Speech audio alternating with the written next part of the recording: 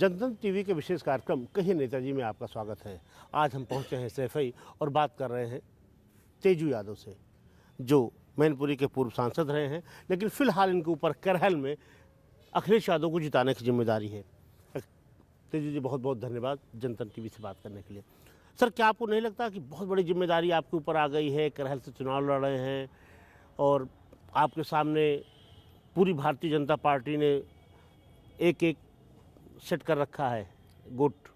देखिए, मैंने 2019 के चुनाव में लोकसभा में माननीय नेताजी के चुनाव का प्रभारी भी मैं था, और इस बार करहल विधानसभा में चूँकि ये हॉट सीट बनी हुई है पूरे प्रदेश की, सभी लोगों की नज़र है करहल पर और जिम्मेदारी बड़ी है, लेकिन सभी लोगों का बहुत सहयोग, पार्टी के लोगों का, पार्टी के वर्कर्स का, और जो आम जनता यहाँ की है वो स्वयं चुनाव राष्ट्रीय अध्यक्ष जी को लड़वा रही है। और बड़ा अच्छा माहौल इस समय पूरे विधानसभा का है और बहुत बड़े मार्जिन से पार्टी चुनाव जीत के आएगी। अच्छा तेजू जी, जब बीजेपी के लोग अटैक करते हैं और कहते हैं कि साहब परिवारवाद का आरोप लगाते हैं, कहते हैं नकली समाजवाद है, तो जनता के बीच में उसका रिएक्शन हो रहा है? देखिए, 5 साल सरकार में रहे, काम कुछ किया नहीं। जब काम कुछ किया नहीं तो बताने के लिए कुछ है नहीं, इसलिए नेगेटिव पब्लिसिटी करने में भारतीय जनता पार्टी लगी हुई है। अगर बात परिवारवाद की हम लोग करें तो भाजपा में 50 ऐसे बड़े नेता हैं जिनके बेटे, इनकी तीसरी पीढ़ी या परिवार के लोग इस समय राजनीति कर रहे हैं। और रही बात लॉ एंड ऑर्डर की, तो इस सरकार में लॉ एंड ऑर्डर की जो स्थिति है, कई बड़ी घटनाएं हुई। कल मैं देख रहा हूँ कानपुर में एक हत्या करके लूट कर दी गई। तमाम ऐसी घटनाएं प्रदेश में हो रही हैं और केवल एक परसेप्शन जो है समाजवादी पार्टी का ख़राब करने के लिए इस तरह की बातें कर रहे हैं। और कल माननीय गृह मंत्री जी, मुख्यमंत्री जी परसों आए थे मैनपुरी में, और आप देख लेते कितने लोग सुनने के लिए उनको आए हैं। गिनती के लोग 1000-1500 लोग केवल सुनने के लिए पहुंचे। पूरा प्रशासन लगा हुआ था रैली को सफल बनाने के लिए। कहीं कोई इनकी रैली को नहीं जा रहा है, लोग पहुंच नहीं रहे हैं। इसलिए परेशान होकर, या मैं कहूं कि चुनाव हाथ से फिसलता हुआ देखकर अनाप शनाप आरोप लगाने में भाजपा के लोग लगे हुए हैं, जिसको जनता ने नकार दिया है। जनता विकास के लिए, जनता भाईचारे के लिए, अमन के लिए आज वोट देना चाह रही है और भाजपा को सत्ता से बाहर करेगी। सर, आपको पता था कि करहल से चुनाव लड़ेंगे? कहा जा रहा था कि आजमगढ़ चले जाएंगे, कहा जा रहा था और कोई सीट से चुनाव लड़ेंगे, तो करहल का प्रस्ताव आपने दिया था कि आपको एक एक पता चल गया कि करहल से चुनाव लड़ेंगे? चुनाव जब लड़ने का जब हुआ कि चुनाव विधानसभा का लड़ेंगे, तो हमारे जो करहल से विधायक हैं शोभन सिंह जी, जो 4 बार से लगातार एमएलए यहाँ पर हैं, तो वो और उनके साथ में कुछ जिम्मेदार लोग करहल के, वो लोग गए थे प्रस्ताव लेके। चूँकि नेताजी का ये कर्म क्षेत्र रहा, विधानसभा क्षेत्र जसवंत नगर जरूर रहा, लेकिन हमेशा करहल से विशेष लगाव उनका रहा। और लोगों के मन में इच्छा रह गई कभी नेताजी यहाँ से चुनाव विधानसभा का नहीं लड़े करहल से। तो जब सभी लोग गए प्रस्ताव लेके, तो उनके प्रस्ताव को, उनका अनुरोध को स्वीकार किया।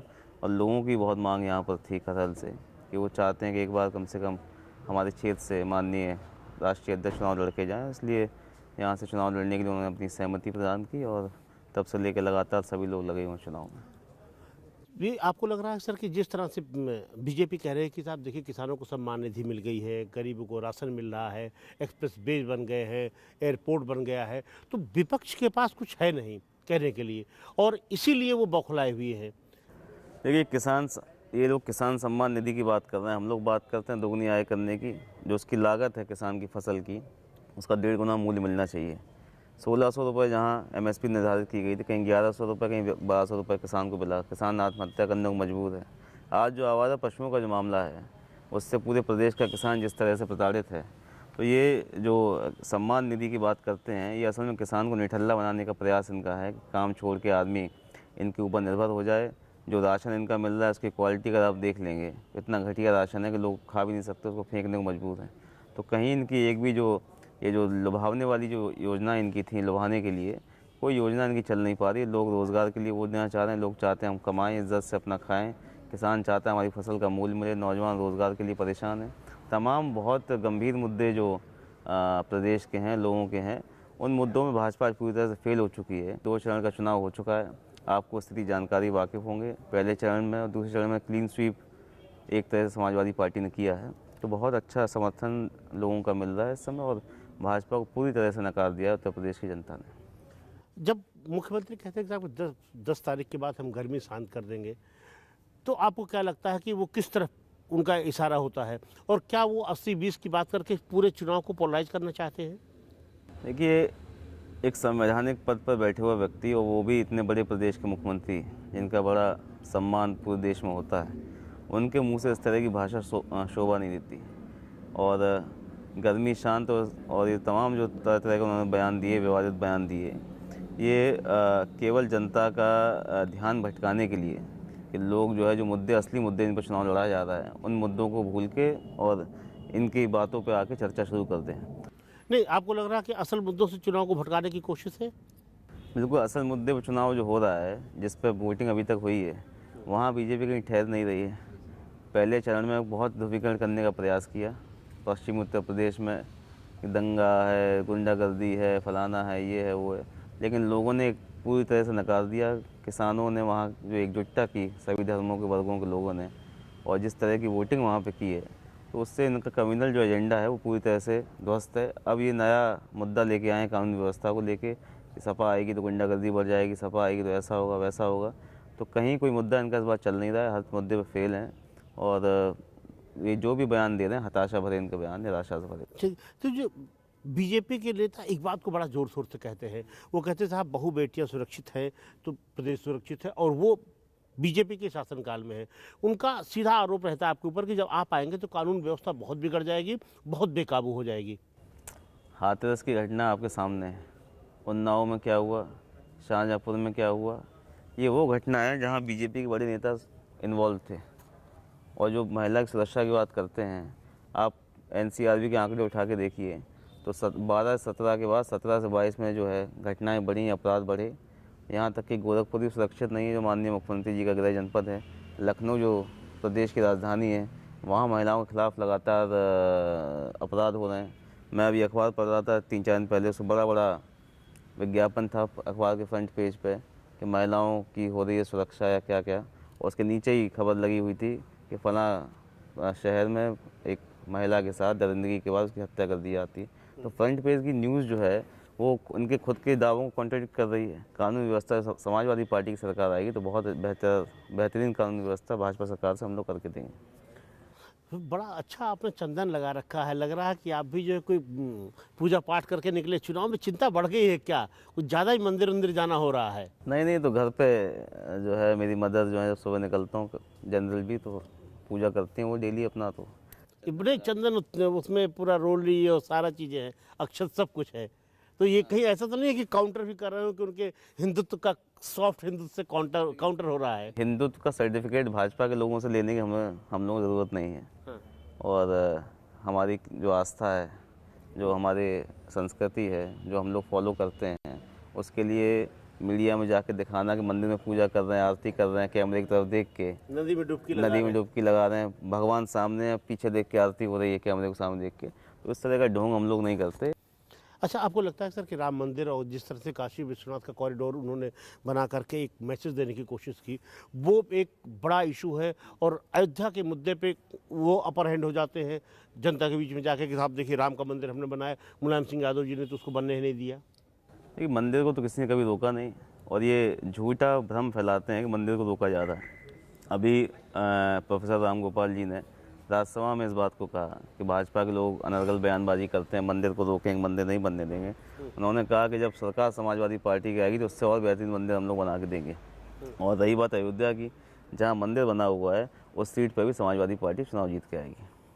अच्छा, तो जो आपको लगता है कि अयोध्या में जो ज़मीन का घोटाला हुआ, ज़मीन खरीदी गई, बेची गई, मिनटों में रजिस्ट्रियों के रेट लाखों करोड़ों पहुंच गए, वो भी एक इशू होगा जनता के बीच में? आप उसको लेके छोड़ते जा रहे हैं? बिल्कुल इशू होगा। एक तरफ आप धर्म के नाम पर, आस्था के नाम पर आप मंदिर बनाने की बात कर रहे हैं, मंदिर बना रहे हैं आप वहाँ पे, और दूसरी तरफ धर्म की आड़ में, मंदिर की आड़ में आप जो है व्यापार करने का जो काम इन लोगों ने किया है। अब मुझे पूरी बहुत ज़्यादा बारीक जानकारी नहीं इसके बारे में, लेकिन मीडिया में जो रिपोर्ट सामने आई अखबारों के माध्यम से कि ज़मीन सस्ते में ली गई और 4-5 दिन बाद ही रेट बढ़ा के उसको बेच के और जो है पैसा ले लिया गया, तो उसमें बड़ा घोटाला, बड़ा स्कैम है। सरकार आएगी, जांच इसकी होगी, जो दोषी लोग उन पर कार्रवाई की जाएगी। ठीक है। तो जो एक चीज़ था कि अगर हम बात करें अपने घोषणा पत्र की, समाजवादी पार्टी ने जो घोषणा पत्र दिया उसमें एक के बाद एक तमाम वादे किए हैं। आपको लगता है कि वो चुनावी वादे ही हैं, चुनावी जुमले आप भी देना शुरू कर दिए हैं? देखिए, समाजवादी पार्टी का जो घोषणा पत्र है वो लगभग 1 साल से उस पर काम चल रहा था। जो योजनाएं गिनाई गई जो उसमें जो बताई गई चीज़ें, चाहे वो रोज़गार की हों, चाहे वो पेंशन देने की बात हो, चाहे तमाम जो चीज़ें हैं किसानों के लिए हैं, बिजली की बात की गई है और डीएपी यूरिया की बात की गई, गैस सिलेंडर की बात की गई है। बहुत प्रॉपरली प्लान करके कहाँ से फ़ंड आएगा, कैसे एलोकेट करेंगे, कहाँ से उसको देना है, प्रॉपर प्लानिंग के बाद ही उन घोषणाओं को घोषणा पत्र में डाला गया है। सरकार जब बनेगी तो आप देखेंगे कि एक भी घोषणा ऐसी नहीं होगी जो पूरी ना हो सके और ज़मीन पर ना आ सके। तेजू जी, जाति जनगणना को आप इतना अहमियत क्यों देते हैं? क्यों मानते हैं कि वो बड़ा बैकबोन है? हर जगह आपके नेता बोलते हैं, और वो आपको क्या लगता है कि कहीं ऐसा तो नहीं कि जाति की पॉलिटिक्स आप कर रहे हैं? देखिए, जाति जनगणना भाई, जब पशुओं की गणना हो रही है, गाय भैंस की गणना हो रही है, शेरों की गणना हो रही है, तमाम चीज़ों की गणना हो रही है, तो जब जाति जनगणना जब आप सर्वे कराते हैं, पॉपुलेशन सर्वे कराते हैं, उसमें सब चीज़ें, तो उसमें एक कॉलम अगर जाति का बढ़ा देंगे तो कोई खर्चा उसमें नहीं है भाई। जिसकी जितनी भागीदारी है उसको हिस्सेदारी उस हिसाब से मिलनी चाहिए, बराबर सबको हक मिलना चाहिए। इसकी पैरोकारी समाजवादी पार्टी करती है, और जो ज़्यादा है उसको थोड़ा ज़्यादा मिले, जो कम है उसको कम मिले, लेकिन सब हर जाति का जो मिश्रण है वो होना चाहिए, और सभी लोगों को समान रूप से जो है लाभ भी मिलना चाहिए, और सरकार का जो भी संवैधानिक अधिकार जो दिए गए हैं उनका लाभ भी सभी जातियों को मिलना चाहिए। ऐसी समाजवादी पार्टी की सोच है। तो ये तमाम ऐसी चीज़ें हैं जिसको लेकर जाति जनगणना की हम लोग मांग करते रहे, और जब सरकार बनेगी तो निश्चित तौर पर जाति जनगणना उत्तर प्रदेश की हम लोग नहीं, कराएंगे। वो कह रहे हैं कि धर्म का काउंटर लेके आए हैं आप, क्योंकि आप चाहते हैं कि वो मंडल के बजाय, कमंडल के बजाय मंडल पे लोग पोलराइज हो जाएं। हम लोग हक की बात कर रहे हैं कि जो लोग हक जिनको नहीं मिला, और नेताजी ने हमेशा वंचित समाज के लोगों को मुख्य धारा की राजनीति में लाने का काम किया। फूलन देवी जी एक बड़ा उदाहरण है। उसके अलावा तमाम ऐसे नेता, तमाम ऐसी जातियाँ थीं जिनको लोग जानते नहीं थे। उन जातियों को, लोगों को लाके विधानसभा, लोकसभा, विधान परिषद पहुँचाने का काम नेताजी ने शुरुआत से किया। तो राजनीतिक भागीदारी भी उनकी रहे, आर्थिक रूप से भी भागीदारी उनको मिले, नौकरियों में भी उनको मिले। हर जो आरक्षण का जो लाभ है जो संविधान का, वो हर जाति को मिले, इसलिए जाति जनगणना की पैरोकारी समाजवादी पार्टी का। तेज प्रताप जी, बड़ी जिम्मेदारी आपके ऊपर आ गई है। प्रधानमंत्री कहते हैं, गृह मंत्री कहते हैं, मुख्यमंत्री कहते हैं कि साहब वो समाजवाद नहीं, एक परिवार की पार्टी है। समाजवाद परिवारवाद तक सिमट गया। देश के जो रक्षा मंत्री हैं आदरणीय राजनाथ सिंह जी, उनके बेटे विधानसभा चुनाव लड़ रहे हैं। गृह मंत्री जी के बेटे बीसीसीआई चला रहे हैं। अब उनको किस काबिलियत पे बीसीसीआई का सचिव बनाया गया, क्या कारण रहा, सब लोग भली भांति जानते हैं। जितने बड़े नेता भारतीय जनता पार्टी में, मेनका जी हैं, वसुंधरा राजे जी हैं, आपके छत्तीसगढ़ के पूर्व मुख्यमंत्री रमन सिंह जी हैं, तमाम ऐसे नेता भारतीय जनता, पीयूष गोयल से लेके और तमाम लंबी फहरिस्त है। सब परिवारवाद या जिनके फैमिली पॉलिटिकल बैकग्राउंड जिनकी फैमिली में रहा, ऐसे सभी लोग नेता राजनीति में आज भारतीय जनता पार्टी में हैं। तो समाजवादी पार्टी में अगर परिवार के लोग हैं और चुन के आ रहे हैं, जनता के बीच में जाते हैं, मेहनत करते हैं, जनता के बीच में रहते हैं, चुनाव लड़ के आते हैं, तो इससे बीजेपी को क्या दिक्कत है? अगर जनता चुन के भेज रही है तो कोई ना कोई कारण होगा। हम लोग की मेहनत है, और केवल ये कहना कि परिवार के लोग राजनीति नहीं कर सकते, तो मैं समझता हूँ जो काबिल है वो राजनीति जरूर करेगा। तो जी, आपको क्या लग रहा है? आप करहल की बात करें, जब करहल में आपके सामने चुनौतियाँ क्या हैं? भाजपा कह रही है कि आप चुनाव हार गए हैं, आपके लोग जो है बीजेपी के प्रत्याशी के ऊपर हमला बोल दे रहे हैं, उसकी गाड़ी के शीशे तोड़ दे रहे हैं, उसको थाने में जाके आपके खिलाफ FIR करानी पड़ रही है। करहल आज़ादी के बाद से जब कांग्रेस का भी बहुत बोलबाला रहा, एक तरफा जब कांग्रेस रही यहाँ पे, तब भी सोशलिस्ट विचारों को, समाजवादी विचारों को करहल के लोगों ने पसंद किया। लोहिया जी के ज़माने जब संसोपा थी, प्रसोपा थी, और तमाम दल बनते चले गए, लेकिन कभी कांग्रेस की विचारधारा में करहल या मैनपुरी के लोग कभी नहीं गए। और नेताजी के जो राजनीतिक गुरु थे चौधरी नत्थू सिंह जी, वो 3 बार यहाँ से MLA रहे। उसके बाद बाबूराम जी नेताजी के साथी थे, 5 बार MLA रहे, 4 बार शोभन सिंह जी MLA। तो यहाँ के लोगों ने हमेशा कांग्रेस और बीजेपी के लोगों को नकारने का काम किया। और जब चुनाव नेताजी लड़े थे 2014 का लोकसभा का, तब उनको 1,30,000 वोटों से यहाँ विधानसभा चुनाव जीत के गए थे। तो बहुत मजबूत स्थिति में हमारी सीट है। लोगों के अंदर, यहाँ तक कि जो लोग भाजपा के वोटर थे या भाजपा में वोट करते रहे पिछले 2-3 चुनावों से, आज वो लोग भी भाजपा से परेशान होकर समाजवादी पार्टी के साथ जुड़ रहे हैं। बड़ा तबका ऐसे लोगों का है जो आज पार्टी के साथ आ रहा है। और रही बात हमले की, तो पूरी जिस दिन से आए हैं भाजपा के प्रत्याशी, उस दिन से प्रचार करने के बजाय डेली कोई ना कोई आरोप लगाते हैं। ना तो कोई शीशा टूटा, ना किसी ने उन पर हमला किया। गांव में घुस जाते हैं, ज़बरदस्ती लोग नहीं बिठाना चाहते उनके घरों में जाके बैठ जाते हैं जाके। और कहीं कोई छोटी मोटी अगर बात हो जाती है तो उस पर तुरंत चिल्लाने लगते हैं कि मुझ पर हमला हो गया, मेरे साथ बदतमीज़ी हो गई, ये हो गई। तो कहीं ऐसा कुछ नहीं है, केवल चुनाव के माहौल को ख़राब करने का प्रयास है। जनता उनको बैठने दे नहीं रही है, कार्यक्रम कहीं वो कर नहीं पा रहे हैं और केवल विक्टिम कार्ड प्ले करना चाह रहे हैं, सिंपैथी गेन करना चाह रहे हैं कि समाजवादी लोग चुनाव नहीं लड़ने दे रहे हैं। अच्छा, जैसे आप जाते होंगे जो कि अखिलेश जी का क्षेत्र है, तो आपको बड़ा बचा के चलता होगा। लोग कहते रहेंगे भैया से मिलवाइए, भैया से मिलेंगे, भैया कब आएंगे, तो आप उनको कैसा आश्वस्त करते होंगे? हर आदमी तो चाहता होगा कि अखिलेश जी का कार्यक्रम लगे, वहाँ यहाँ से चुनाव लड़ रहे हैं। देखिए, यहाँ के लोगों का जो लगाव है वो शुरुआत से परिवार की तरह हमेशा यहाँ के लोग रहे और नेताजी लगातार 67 से लेकर अभी तक घर घर में लोगों से जान पहचान है। लोगों के यहाँ शादी ब्याह में जाना, सुख दुख में जाना लगा रहता है। नेताजी तमाम ऐसे लोग आपको मिल जाएंगे जब आप जाएंगे वहाँ पर, जो अपने अपने किस्से जिनके हैं नेताजी के साथ में। और अखिलेश जी चूँकि हमारी पार्टी के अकेले कैंपेनर हैं, स्टार कैंपेनर हैं, अकेले दम पर चुनाव लड़ रहे हैं। भाजपा के प्रधानमंत्री, रक्षा मंत्री, गृह मंत्री, मुख्यमंत्री, तमाम केंद्रीय मंत्री, न जाने कौन कौन हेलीकॉप्टर लेके उड़ रहा है आज उत्तर प्रदेश में। तो यहाँ के लोग समझदार हैं, वो जानते हैं कि 402 विधानसभा सीटों पे आदरणीय अखिलेश यादव जी चुनाव प्रचार कर रहे हैं। तो लोगों ने कह दिया 6 तारीख को जब आए थे कि अब आप सीधा चुनाव के बाद सर्टिफिकेट लेने आइएगा, हम सब लोग मिलकर आपको चुनाव लड़ाएंगे।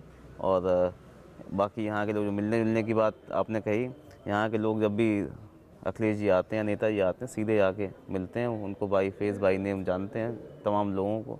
तो बहुत लोग जुड़ाव महसूस करते हैं और परिवार की तरह यहाँ के लोगों का आना जाना। सैफई और करेल एक तरह से एक ही हम लोग मान के चलते हैं, कहीं को कभी कोई अंतर सैफई और करेल में नहीं रहा। वो आपके जो प्रतिद्वंदी हैं बीजेपी के प्रत्याशी, वो कह रहे हैं जो समाजवादी पार्टी की नाक में डाल दे नकेल, वो है एसपी सिंह बघेल। 2009 में 2 बार लोकसभा चुनाव हारे फिरोजाबाद से, 14 में लोकसभा चुनाव हारे, तब आपको याद होगा, तब भी हारने के बाद धरने पे बैठ गए थे, बेईमानी हो गई, फलाना हो गया, ये हो गया। तो कहीं कोई जो है बातों से अगर चुनाव जीता जाता तो मैं समझता हूँ पूरे देश में भारतीय जनता पार्टी की एक भी लोकसभा सीट ना हारती। तो ये बातें करने में बड़े माहिर हैं, जनता के मुद्दे पर आते नहीं। जनता की आज तक कभी करेल इनका आना नहीं हुआ, करेल के किसी व्यक्ति को जानते नहीं होंगे नाम से चुनाव से पहले। कभी आना ना जाना, ना सुख में ना दुख में, ना कोई मतलब है। ज़बरदस्ती भेजा गया, अपने लोगों के बीच में कहते हैं कि भाई मैं तो पार्टी का सिपाही हूँ, अब पार्टी ने आदेश दिया तो क्या करता, मुझे तो आना ही पड़ता। तो कहीं कोई तैयार यहाँ लड़ने के लिए नहीं था। ठीक है, तो जो आपको क्या लग रहा है, जिस तरह से चुनाव थोड़ा सा पैटर्न बदल गया है, वर्चुअल चुनाव हो रहा है, आपको बड़ी रैलियां करने नहीं मिली, अब छूट मिली है, तो आपको लगता है कि बीजेपी कहीं एज ले गई, कहीं बाजी मार गई? कि जहाँ वर्चुअल चुनाव हुआ फर्स्ट 2 फेसेस में, और जो कल का परसों का चुनाव था सेकंड फेज़ का, वहाँ आपका सहारनपुर, मुरादाबाद, रामपुर, अमरोहा, बिजनौर, बदायूं, बरेली, ये वो ज़िले हैं जिनमें 1-2 ज़िले छोड़ के बाकी सभी ज़िलों में क्लीन स्वीप समाजवादी पार्टी कर रही है। तो जहाँ ये डर था कि रैली ना होने की वजह से नुकसान हो सकता है, वहाँ बहुत अच्छी तरीके से समाजवादी पार्टी और उनके गठबंधन दलों को वोट मिला है। और अब जब रैलियों को परमिशन मिल गई तो ये जो थर्ड फेज़ है इटावा, मैनपुरी, फिरोजाबाद, एटा, फर्रुखाबाद, कन्नौज का, तो यहाँ 2012 में एक सीट छोड़ के सभी सीटों में समाजवादी पार्टी चुनाव जीत के आई थी। और मुझे लगता है कि 20 तारीख को जब वोट पड़ेंगे तो पिछली बार जैसा माहौल यहाँ भी रहेगा और एक आध सीट भले ही लूज़ करें, बाकी सभी सीटों पर पार्टी जीत के आएगी। और पूर्वांचल तक जैसे जैसे यहाँ का फ्लो जब बनेगा तो बड़ी लहर जो है समाजवादी पार्टी की 7th फेज़ तक पहुँचेगी और बहुत अच्छा माहौल मैं समझता हूँ प्रदेश का इस समय। जो जिस तरह से जिन नेताओं का आप विरोध करते रहे, चाहे स्वामी प्रसाद मौर्य हो, चाहे धर्म सिंह सैनी हो, दारा सिंह चौहान हो, आपके पार्टी के विरोध में रहे और एकाएक जो पार्टी में आ गए, तो क्या आपको थोड़ा असहज रहा आपके वर्कर्स के लिए कि जब उन्हीं के खिलाफ हम नारेबाजी करते थे, अब उन्हीं का सपोर्ट करें? नहीं, वैचारिक मतभेद उस समय थे, कोई व्यक्तिगत विरोध किसी से नहीं था पार्टी का। और उनके आने से बहुत मजबूती पार्टी को मिली है।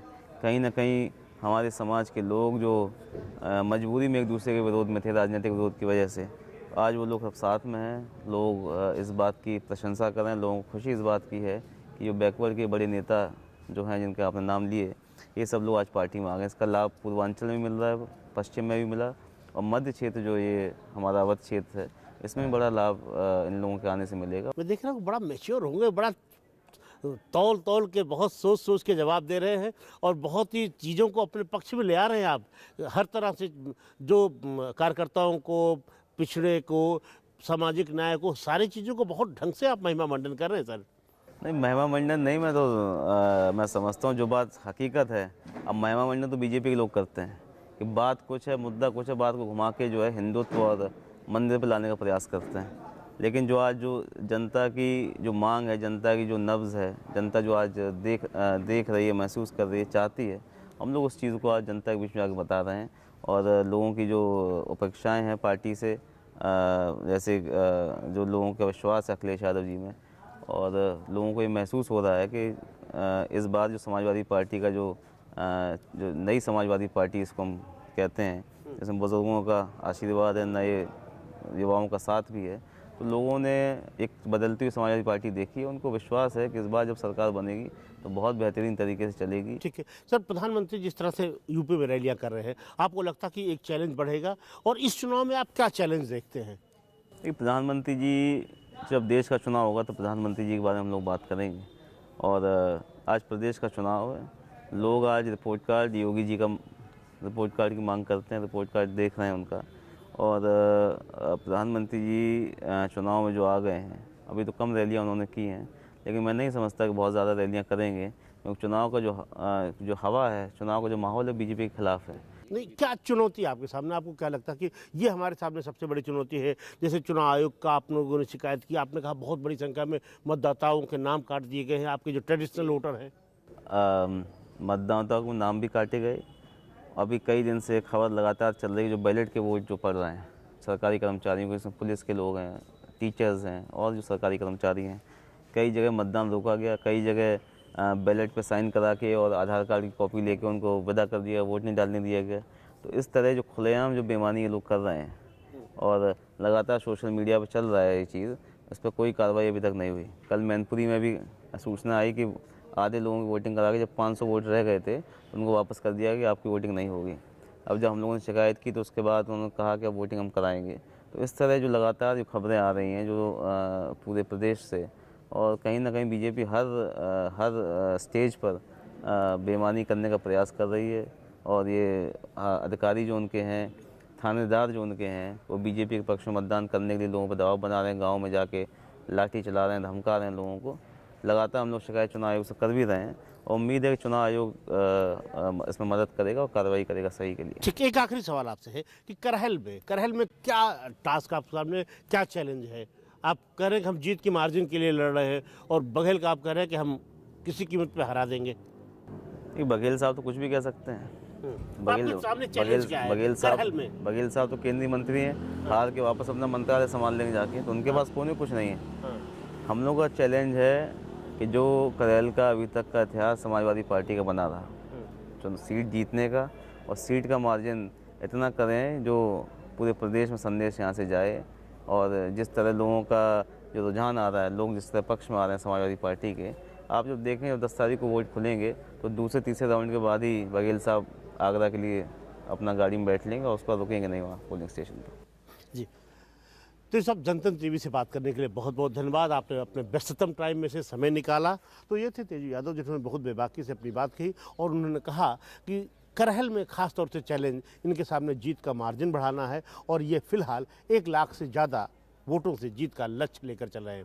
कैमरामैन सेहरा सिंह के साथ अखिलेश मिश्र, जनतंत्र टीवी, करहल, मैनपुरी।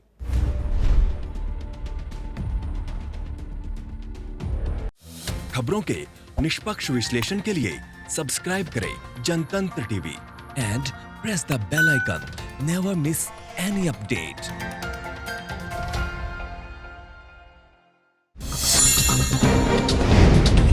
डाउनलोड कीजिए जनतंत्र टीवी ऐप को, जो कि अवेलेबल है गूगल प्ले और ऐप स्टोर पर। अधिक जानकारी के लिए अभी डाउनलोड करें।